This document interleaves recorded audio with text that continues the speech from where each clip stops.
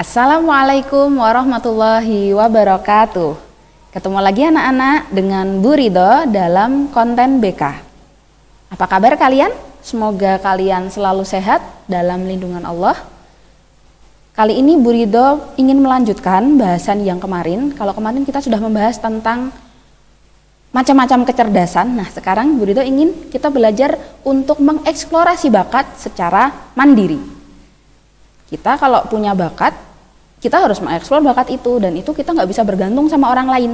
Harus kita sendiri yang mengembangkannya. Bakat itu apa sih? Bakat itu pola pikiran, perasaan, dan perilaku yang itu sudah berulang-ulang dan itu muncul secara alami dan bisa dimanfaatkan untuk produktivitas. Jadi aktivitas yang bermanfaat, kebiasaan-kebiasaan kita yang itu bermanfaat dan itu keluar secara alami. Nah, bakat itu harus dikembangkan. Bagaimana cara mengeksplorasi bakat? Yang pertama kita harus tahu dulu bakat itu ada apa aja. Lihat nih, ada gambar apa aja tuh?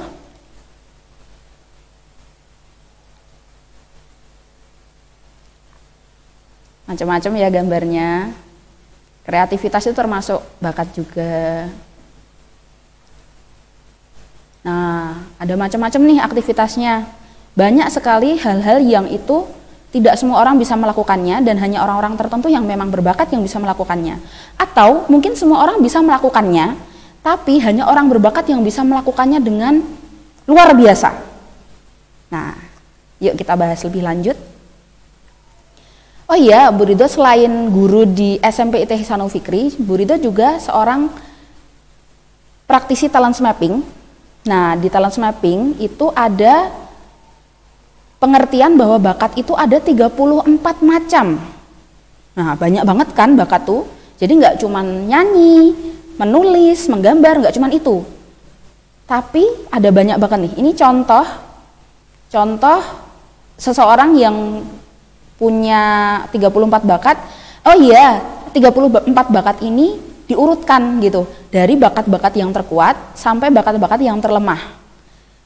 Bakat nomor 1 sampai 7 itu bakat-bakat yang terkuat, dan setiap orang urutannya nih beda-beda gitu.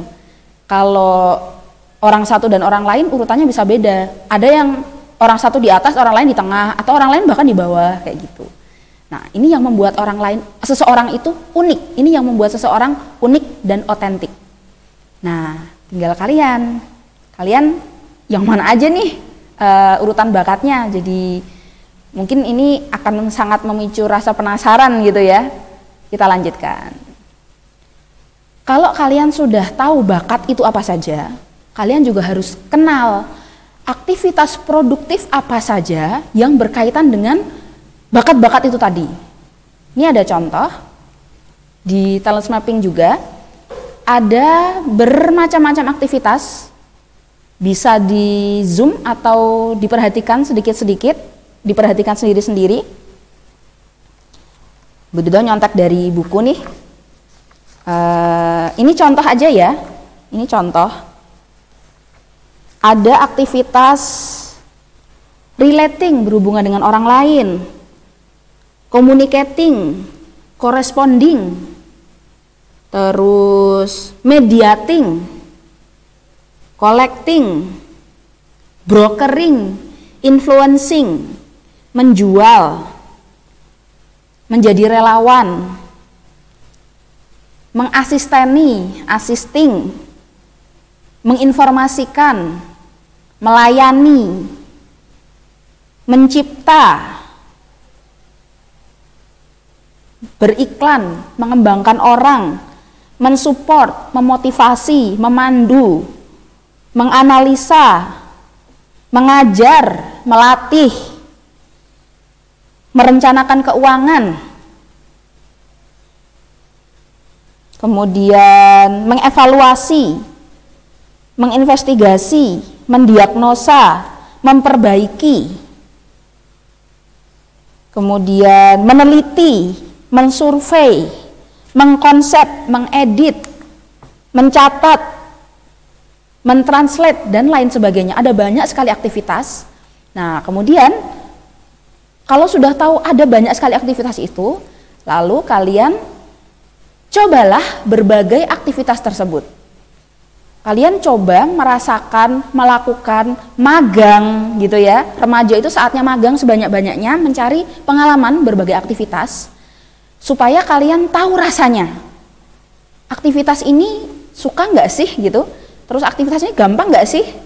Nah, temukan aktivitas yang bagimu itu 4E, yaitu enjoy, menikmati gitu ya.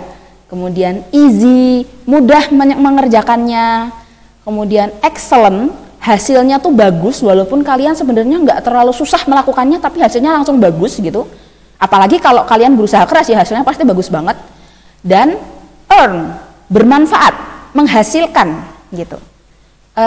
Aktivitas-aktivitas yang sudah 4E ini kalian catat gitu. Aktivitas apa saja yang sudah dicoba tadi, yang 4E itu apa aja.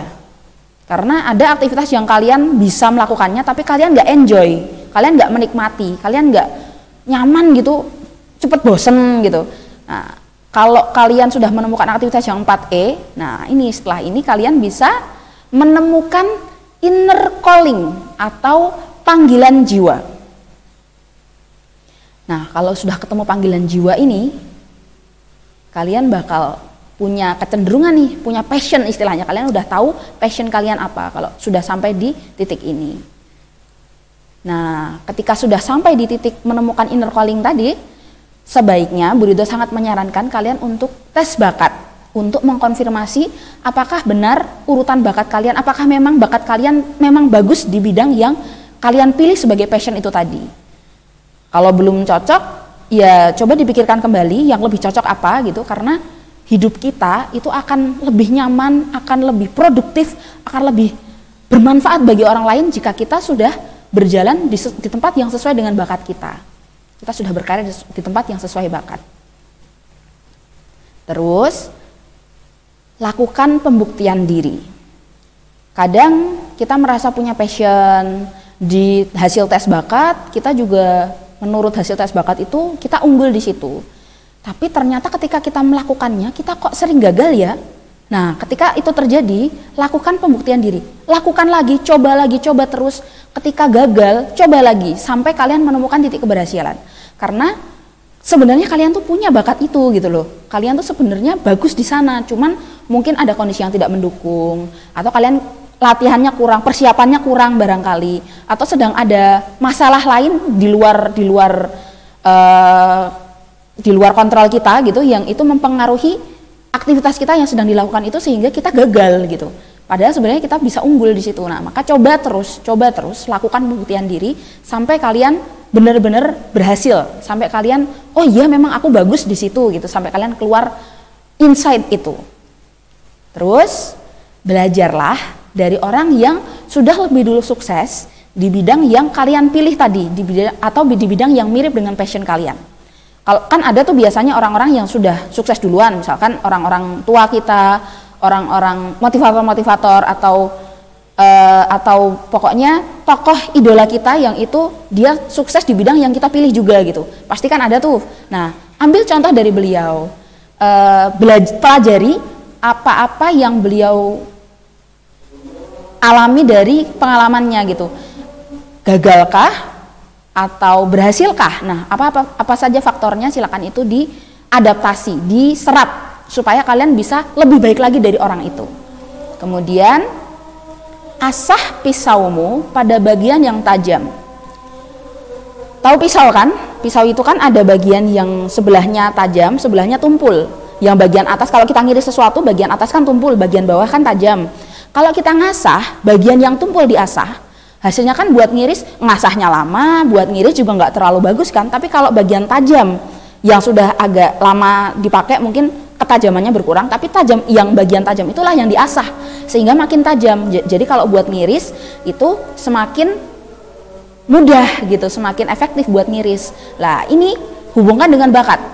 Asah bakatmu, asah kemampuanmu pada bagian yang memang sesuai dengan bakatmu. Jadi kalau kalian lemah di bidang sesuatu, kalian memang tidak berbakat di sesuatu, jangan repot-repot menyibukkan diri mengasah bagian itu. Asahlah bagian lain yang lebih penting gitu loh. Bagian yang kalian memang bagus di sana sehingga kalian bisa cepat tumbuh, cepat berkembang, dan cepat memberikan manfaat lebih bagi dunia sekitar. Asah pisaumu pada bagian yang tajam. Kemudian, ini yang terakhir nih. Salurkan bakatmu di jalan yang tepat. Tadi Bu Dodo sudah singgung ya. Orang akan bisa produktif, orang akan bahagia, dan akan memberikan kebermanfaatan yang terbesar jika dia sudah berada di jalan yang tepat. Kalau kalian sudah menemukan bakat kalian, kalian sudah tahu apa saja potensi kalian dan kekuatan kalian di mana, maka salurkan di tempat yang tepat. Kalian punya bakat menulis, ya berarti kalian rajin-rajinlah menulis. Kemudian ikutilah komunitas yang positif yang berkaitan dengan kepenulisan. Begitu juga kalau kalian pinter dalam hal memasak mungkin, maka galilah kemampuan memasak itu terus. Misalkan kalian ikut agenda cooking class, kalau perlu buka usaha kuliner gitu ya. Buka catering mungkin, nanti bantu-bantu orang tuanya kalau punya catering, atau ya pokoknya salurkan bakatmu di jalan yang tepat. Itu yang bisa Bu Dodo sampaikan pada kesempatan kali ini. Terima kasih atas perhatian kalian. Semoga ada manfaatnya. Kalau ada yang mau didiskusikan, kalau ada yang mau dibahas, silakan sampaikan langsung lewat apapun media yang kalian nyaman untuk berhubungan dengan Bu Dodo.